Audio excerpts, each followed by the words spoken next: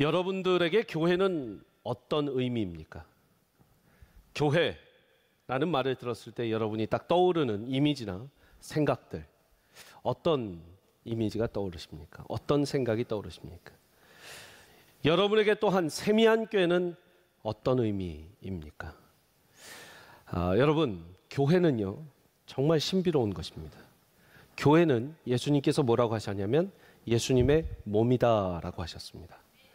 그리고 교회는 어떤 존재여야 되냐면 예수님 스스로 사도행전 9장에 보면 사울에게 바울 되기 전에 사울이었을 때 사울, why do you persecute me? 사울아, 왜 나를 박해하느냐 하면서 교회를 박해하고 성도들을 박해하며 핍박하던 그 사울에게 예수님께서 직접 음성으로 왜 나를 박해하느냐, 교회와 예수님을 동일시 여기셨어요. 누가? 예수님이.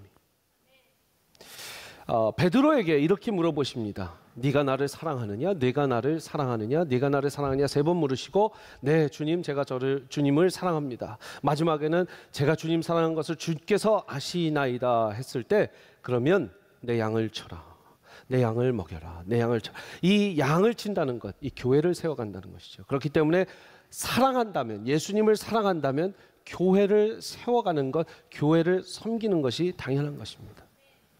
교회와 예수님이 별개가 아니라 예수님은 교회이고 교회가 예수님이고, 예수님이 말씀하셨어요. 왜 나를 박해하느냐. 여러분, 저를 따라서 그래서 외쳐보시겠습니다. 예수님을 사랑한다면 교회를 사랑하는 것입니다. 교회를 사랑한다면 예수님을 사랑하는 것입니다. 나는 예수님을 너무 사랑합니다. 그런데 교회는 좀 안 다녀도 되겠습니다. 멀리 해도 되겠습니다. 아니요. 예수님께서 교회는 나고 내 몸이고 나 스스로 동일시 여긴다. 왜 나를 핍박하느냐? 네가 나를 사랑하느냐? 그러면 주의 교회를, 양을 섬기고 또 쳐라, 먹여라 라는 그 베드로에게 주신 명령 또한 사랑한다면 교회를 섬기고 사랑하는 것이죠. 예수님을 사랑한다면 교회를 사랑하는 것을 깨달으시기를 바랍니다.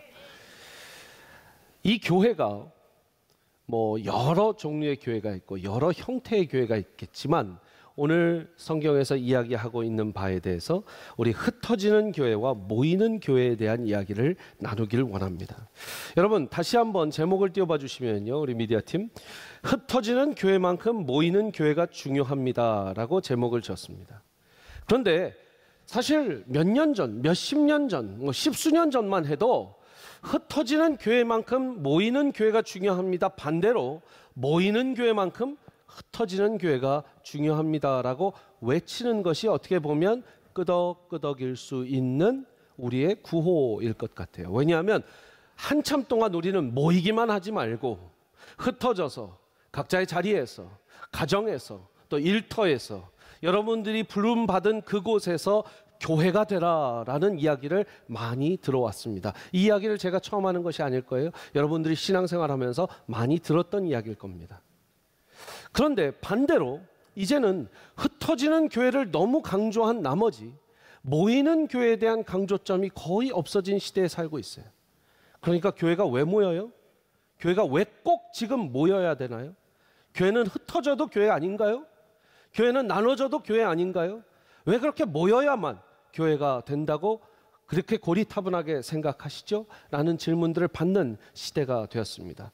여러분, 모이는 교회만큼 흩어지는 교회가 중요하다라고 할 땐 너무 우리가 모여 있어서 교회 밖에 이 교회 문 밖을 나가지 않고 교회 벽에 이제 그 문 밖을, 성문 밖을 나가지 않는 어떤 성도들처럼 전혀 교회 밖에 어떤 인터랙션이 없고 섬김이 없고 사회 봉사가 없고 지역사회를 만나지 않는 그 문제점을 우리가 지적했지만 반대로 그것이 십수년간, 20수년간 강조되다 보니 그래요, 우리가 사회에서는 그렇게 하겠습니다. 그런데 교회당에 모이는 건 조금 불편해요, 이제.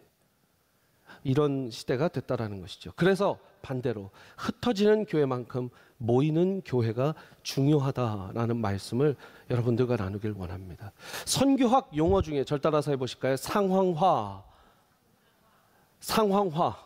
1950년대 이후에 선교학회에 굉장히 많은 이야기가 상황화시켜라, 토착화시켜라. 서구 문명을 갖고 그냥 가서 내가 미국에서 왔으니까 내가 하는 게 옳다, 배워라, 고쳐라 하는 게 아니라 상황에 맞게 또 문화에 맞게 그쪽 토착에 맞게 토착 문화에 맞게 토착화시키고 상황에 맡겨라. 그것이 토착화와 상황화입니다. 근데 요새는 뭐가 문제인지 아세요? over contextualization이 문제예요. over indigenization이 문제예요.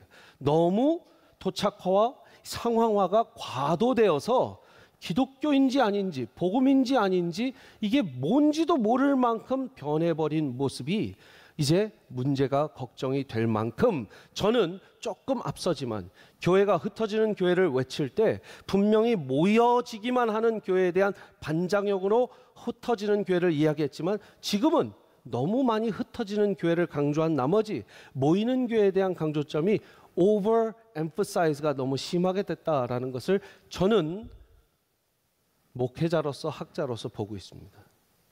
제가 한 가지 여러분들께 소개를 합니다. 절 따라서 한번 외쳐볼까요? Missio Dei. 한마디로 Mission of God. 하나님의 선교라는 말입니다. 여러분 제가 왜 Missio Dei를 이야기하냐면 Missio Dei의 전체적인 신학은 참 건강한 신학입니다. 그러나 Missio Dei가 지금 이 시대를 거쳐 오면서 이런 지역사회 선교만 하고 해외 선교나 밖에 선교는 하지 말라라는 그런 샤크를 족쇄를 지어놓은 그런 여러 가지 모습들이 있기 때문이에요. 그러면서 이 모든 신학을 정리하면서 이런 용어를 만들어냈습니다. Missional Church라는 용어를 만들어냈어요. 여러분들 좀 지금 놀라실 수 있어요. Missional Church? 굉장히 좋은 거 아닌가? 네, 좋습니다. 뜻은 좋죠. 선교적 교회이고 진정한 선교적 교회가 된다면 진정한 미셔널 처치는 하나님께 칭찬받을 것입니다. 그러나 이런 신학의 자유주의 신학의 성격을 많이 받아들인 미셔널 처치는 어떻게 외치냐면 우리는 해외 선교 이제 안 갑니다. 우리는 지역사회 선교만 하겠습니다. True Missional Church, 선교적 교회는 이 지역사회를 위해서 헌신하는 교회입니다. 그리고 해외 선교는 해외에 맡깁시다. 혹은 단체에 맡깁시다. 이런 이야기를 말로는 하지 않지만 이 신학을 따라가는 사람은 어쩔 수 없이 그렇게 되어버린다는 거예요. 정말 선교적 교회, 미셔널 처치는 그럴 수 없는 것이죠. 해외에도 선교하고 국내에도 선교하고 지역사회도 선교하는 것이 옳은 교회인데 이렇게 계속 우리의 방향을 이 캐롤튼에만 달라스에만 놓게 된다면 여러분들 주님이 그렇게 기뻐하실까요? 저는 아니라고 봅니다. 세계, 미국, 한국을 그리스도께로 하나님께서 큰 비전을 주셨어요. 그런데 우리가 지역사회 리칭아웃만 하는 게 우리의 교회인가요? 아닙니다. 우리는 해외 선교도 하고 지역사회 선교도 하고 또 안으로도 돌아보고 밖으로도 돌아봐야 건강한 교회입니다. 한쪽으로 치우치지 말라는 거예요. 흩어지는 교회와 또 모이는 교회. 여러분 그래서 그때부터 어떤 그림이 이제 유행이 되냐면 이렇게 십자가 탑이 있고 철탑이 있고 교회의 그림이 있으면 이렇게 몰려드는 화살표 있죠? 이렇게 교회로 들어오는 그건 완전히 X자를 쳐버려요. 미셔널 처치들이. 그리고 어떤 교회가 돼야 된다고 하냐면 이렇게 교회 그림을 그려놓고 화살표가 밖으로 가는 교회만 좋은 교회라고 동그라미를 쳐놓습니다. 여러분 저는 X표와 동그라미를 주님의 교회에 그렇게 쉽게 칠할 수 없을 것 같아요. 왜냐하면 주님이 그 교회에 대한 성격을 더 나가게 하실 수도 있고 더 모이게 해야 될 땐 모이게 할 수도 있다는 거예요. 마치 항공모함을 예를 들면 여러분 항공모함은 그 정말 해군 기지와 같은 공군 기지가 이 배 위에 떠 있는 것과 같습니다. 여러분들이 항공모함을 이렇게 보셨을 텐데 항공모함은요 저 위에 활주로도 있고 비행기가 이 전투기가 뜰 때도 있고 정찰기가 뜰 때도 있고 비행기가 떠서 정찰도 하고 공격을 해야 될 땐 공격을 하고 전쟁을 해야 될 땐 전쟁을 해서 다시 저 항공모함으로 돌아와서 기름도 넣고 또 이 파일럿가 교체를 하거나 휴식도 하면서 이게 이루어질 수 있는 그런 공군 기지가 되는 게 바로 항공모함이에요. 만약에 여러분 계속해서 그 비행기가 10시간, 20시간, 30시간 밖으로만 화살표가 나가 있다면 과연 그 비행기가 며칠을 달릴 수 있을까요? 날아다닐 수 있을까요? 아니요. 어떻게 되겠어요? 기름이 떨어지고 이 조종사가 더 이상 조종을 할 수 없게 되면 어떻게 되겠어요? 추락하는 거예요. 화살표가 안으로 들어오는 것은 다 X자를 치고 밖으로 흩어지는 교회만 동그라미를 친다?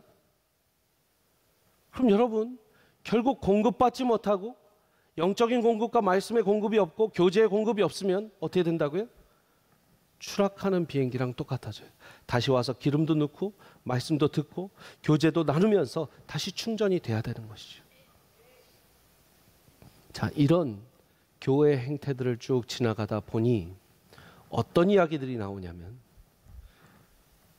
교회가 흩어지는 교회라 가정에서 모이면 되고 직장에서 모이면 되고 어디 레스토랑 빌려서 하면 되고 커피숍에서 빌리면 되지 왜 건물이 필요하나요? 자, 여러분, 여기 핵심이 있습니다. 왜 건물이 필요해요? 제가 코로나 때 참 놀랐던 게요, 어떤 분들이 그런 주장을 하더라고요. 한국에서 교회들은 이제 교회 건물을 다 팔아서 사회에 환원해라. 그리고 어떤 건축학자, 참 유명 건축학자라 제가 그 사람의 어떤 그 공간에 대한 책도 읽고 했습니다. 근데 그분이 뭐라고 하시냐면, 이 시기에 지금 목사들은 두려울 겁니다. 교회들은 두려워할 거예요. 왜냐하면 이렇게 사람들을 앉혀놓고 앞에서 본인이 설교하고 리더십을 발휘해야 본인의 말을 들을 텐데 지금 다 흩어져 있으니까 얼마나 자기의 리더십이 흔들리겠습니까? 그래서 교회 리더십은 이제 없어질 겁니다 하는 얘기를 하더라고요. 여러분, 모르겠습니다. 그 분께서 신학교 가서 석사 박사 다 해갖고 목사 안수 받고 3분의 2 이상 투표 받아갖고 담임 목사랑 청비돼서 이 교회 앞에 와서 1부부터 4부까지 설교하고 주중에 일어나는 수많은 일들, 어린이들의 수백 명의 어린이들 사건 사고 안전사고 없이 또 이 모든 공동체의 어떤 사건 사고에 모두 대응하며 하면서 그거를 엄청난 굴림과 어떤 인조이라고 생각하시는 것 같은데 모르겠습니다. 저는 그분하고 한번 잡을 바꿔서 1년만 살아보면 그분이 그런 말을 쏙 들어갈 것 같아요. 그러나 반대로 그런 이야기를 하는 세상이 왜 그렇게 이야기하는지는 알겠습니다. 그렇게 보여졌고 마치 군림하는 교회 같고 군림하는 리더십 같으니까 그렇게 되는 것에 대해서 저도 한탄하고 기독교인의 한 사람으로서 또 회개하고 돌아봅니다. 그러나 반대로 주의 교회를 그렇게 쉽게 얘기할 수는 없다라고 말하는 거예요. 심지어 교인들 안에서조차도, 우리 교회는 없어요. 목사님이 이번 주에 무슨 말씀을 들으셔서 저러고 있나? 아니에요. 아니에요. 그러나 이 시대의 풍토가, 이 시대의 기류가 지금 우리 자녀들 때 되면 교회 건물 다 팔아먹고 본인들 집 사는데 보태게 생겼어요. 아니, 정말 우스갯소리가 아니라요. 캐나다 같은 경우에는 교회로 썼던 건물에 다시 한번 religious 그 property에 대한 땅의 허가를 안 줍니다. 다 아파트 개발하는 사람한테 팔아버렸어요. 토론토가 그렇습니다. 지금 밴쿠버가 그래요. 왜요? 거기는 사회주의 국가의 이 캐릭터가 많잖아요. 여러분, 금방이에요. 왜? 우리의 사고 방식 가운데 지금 굴절된, 이 말 잘 생각해 보십시오. 굴절된 교회의 시각에 맞춰서 굴절된 교회의 시각을 만족시켜주고 거기에 칭찬들을 여는 교인들과 목회자들이 너무 많아져서 제대로 성경이 무슨 이야기를 하고 있는지에 대한 시각보다 세상이 말하고 있는, 세상이 칭찬 듣고자 하는 그 굴절된 시각에 내 신학조차도 굴절돼 버리는 거예요. 작은 게 좋고 나누는 게 좋고, 언제부터 성경 어디에 바울이 그래 그 교회는 20, 30개 몇 개로 나눠라, 성경에 나왔다면 우리가 할 수 있겠지만 안 나왔다면 인위적인 거예요. 물론 그 교회들이 받은 소명이 있기 때문에 그렇게 한 교회들 중에 정말 잘한 교회도 있어요. 제가 최근에 한국에서 그렇게 한 교회는 그 담임 목사님하고도 만나봤고 이야기를 하면서 이 교회에 대한 주신 비전이구나. 그런데 금방 또 대한민국 전체가, 또 한국 이민교회 전체가 우리도 저렇게 다 나눠야 되는 거 아닙니까? 그렇다면 여러분, 다시 한번 우리가 볼 것은 성경이에요. 성경에서 그렇게 나누는 것이 좋다. 교회를 쪼개라. 교회를 나눠라. 교회 건물을 팔아라. 하는 말씀이 있으면 저도 순종하고 가야죠. 그럼 오늘 에베소서 말씀을 보셔도, 에베소서 말씀 한번 보시겠습니다. 에베소서 말씀에는 어떤 말씀이 나와 있는가, 또 히브리서 10장 말씀에는 어떤 말씀이 나와 있는가 한번 같이 볼게요. 에베소서 2장 13절부터 22절 긴 말씀이지만 제가 하이라이트 친 부분들을 함께 봅니다. 전에 멀리 있던 너희가 그리스도 예수 안에서 그리스도의 피로 가까워졌느니라. 14절 말씀에 그는 우리의 화평이시고 둘로 하나를 만드사 하나 되게 하기 위해서 예수 그리스도께서 죽으셨다는 거예요. 중간에 막힌 담을 자기 육체로 허시고, 15절에 이 둘로 자기 안에서 한 세 사람을 지어 화평하게 하시고, 16절에 십자가로 이 둘을 한 몸으로 하나님과 화목하게 하려 하시고, 원수된 것을 십자가로 소멸하시고, 18절 말씀에 그로 말미암아 우리 둘이 한 성령 안에서 아버지께 나아감을 얻게 하려 하심이라.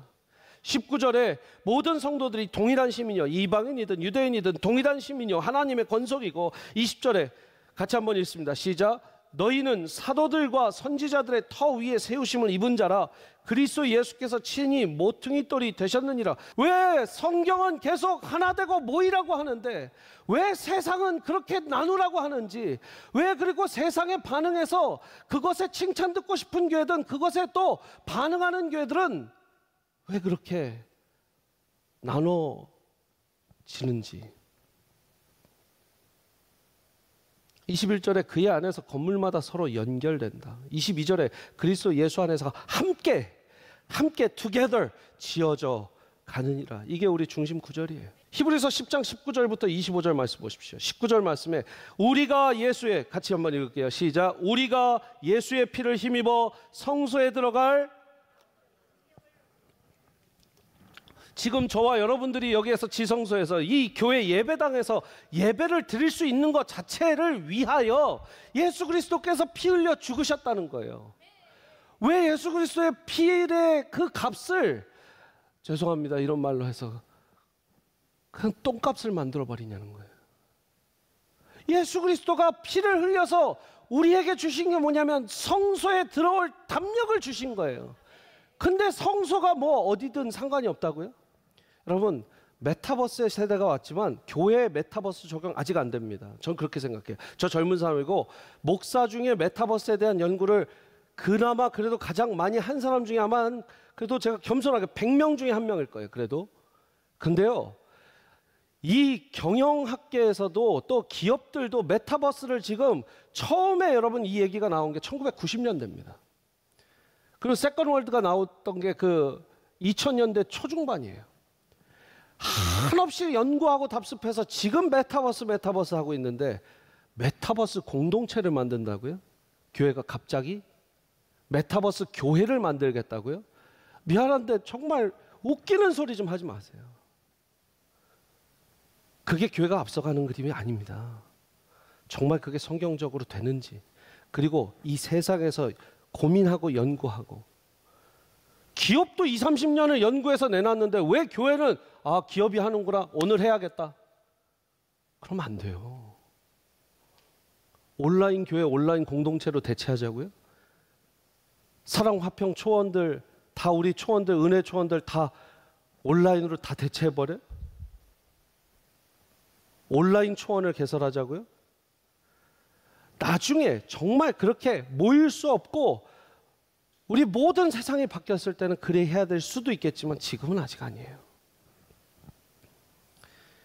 22절에 참마음과 온전한 믿음으로 하나님께 나아가자. 우리가 함께 참마음과 온전한 믿음으로 예배를 드리며 나아가는 것이죠. 24, 25절 같이 읽습니다. 시작. 서로 돌아보아 사랑과 선행을 격려하며 모이기를 패하는 어떤 사람들의 습관과 같이 하지 말고 오직 권하여 그날이 가까움을 볼수록 더욱 그리하자. 근데 참 재밌는 말씀이에요. 25절 말씀 다시 한번 주세요.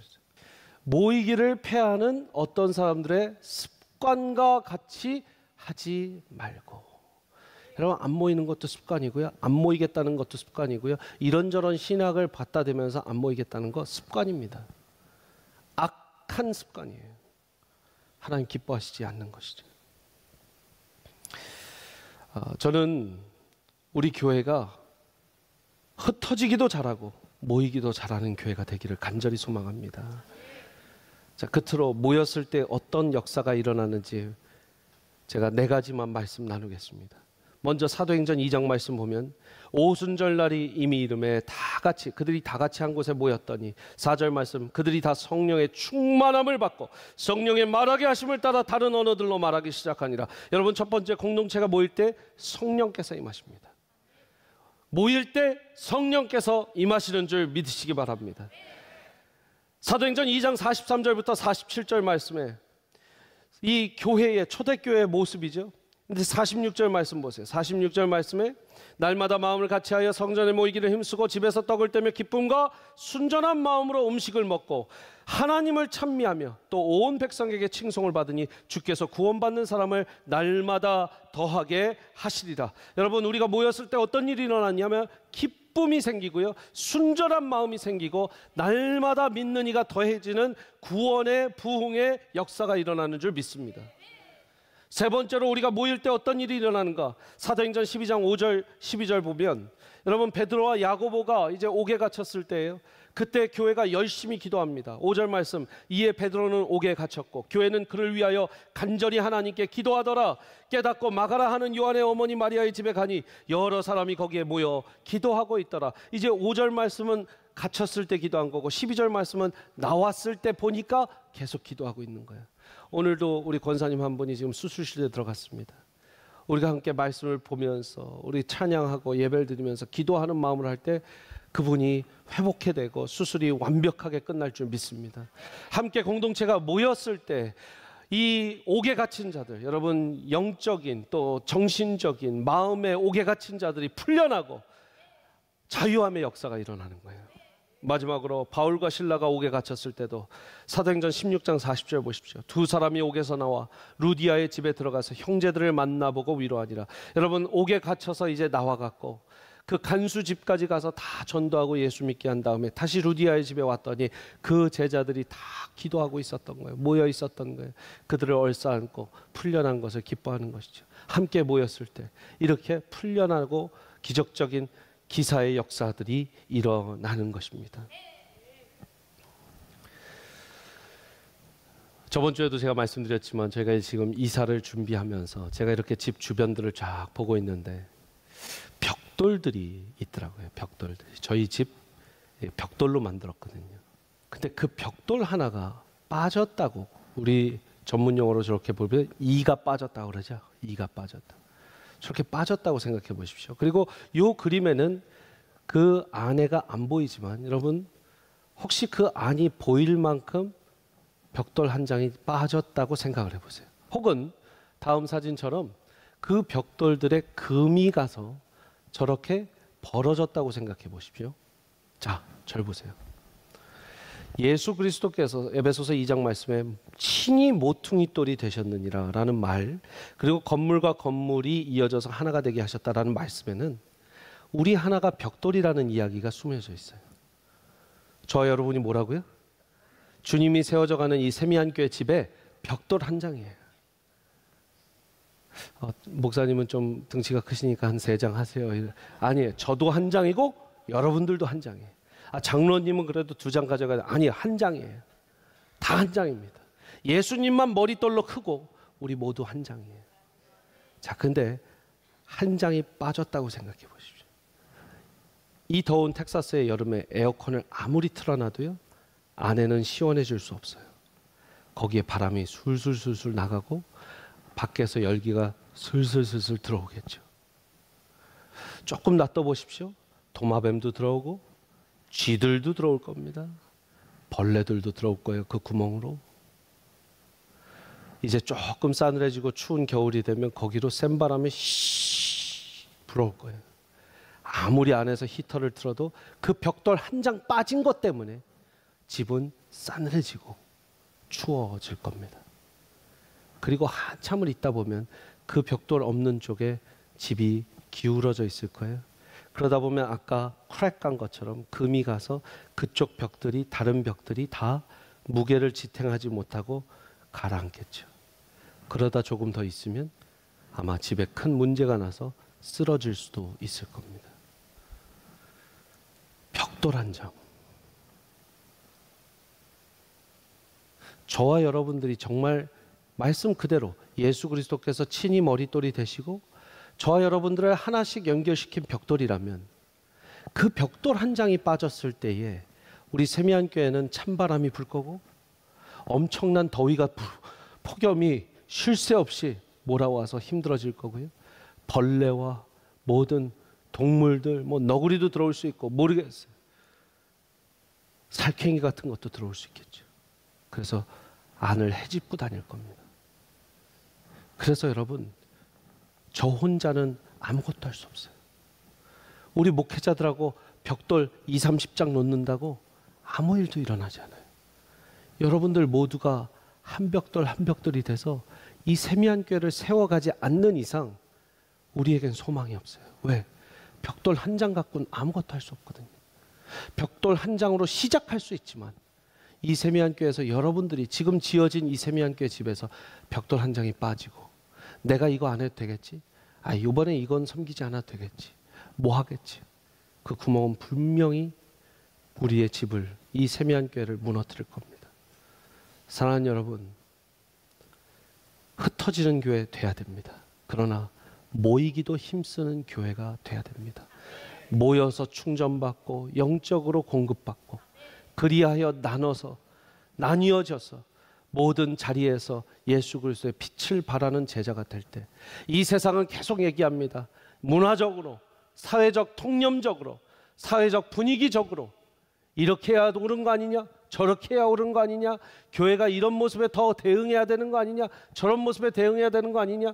여러분, 제가 너무 꽉 막혔는지 모르겠지만 성경 말씀이 그리하면 하세요. 안 하면 하지 마세요. 그게 우리 교회를, 다음 세대를 신앙으로 지키는 일인 줄 믿습니다. 같이 기도하시겠습니다.